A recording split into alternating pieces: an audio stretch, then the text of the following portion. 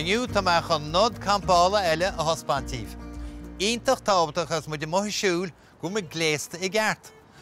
Tá muid chun gléas aniu ailscrá sé fhuar agus fleach. Hanna hain tá na brístí orm an seo, agus tá sreat téarmach orm. Tá an bríste báistí agam an seo. Faoi bhun sin, tá ma bríste hain, an bríste chaham agus mé amuigh. Faoin éir agus an sin, an sreat téarmach an sin. Trí sreat iontach tábhachtach.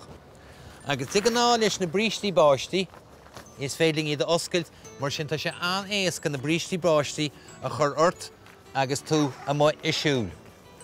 Inis, ceart faoin mór, caithmuid tosú ríist. Tá an sreat téarmach agam, agus tá me chun seaicéad deas éitrim a chahabh.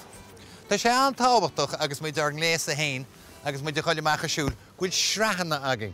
Ní hé gansaí mór a bháin a bhagin, ach leis na sreathanna mar seo bíon éir deas á thaobh agus mar sin bíonn sé níos teolaí dúine agus muid a siúl. Mar sin tá chéad sreat agam an sin, as níos chuine me an dara seaicéad orm. Agus chuile thuirt deas scaoilte, ní tú gír go mé na héadaí teanart mar be tú eiste go leor fhuar mar sin. So tá spás an sin. Agus a brethar na aimsir, tá mé réanis chun an cóta báistí a chur orm.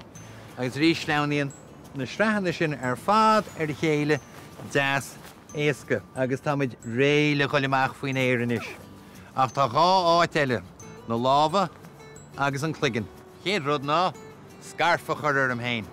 Agus chuir muid an sin ar mhór ar chin an sin, agus tá sé sin bra teolaí, agus iontach tábhachtach hata bheagin.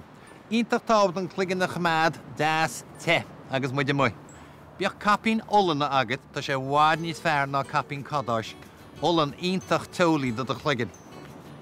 Sin mar chloigeann, lámhíní agam an seo, agus is tólam, ghuilim sé réile chuile meach a siúl inis.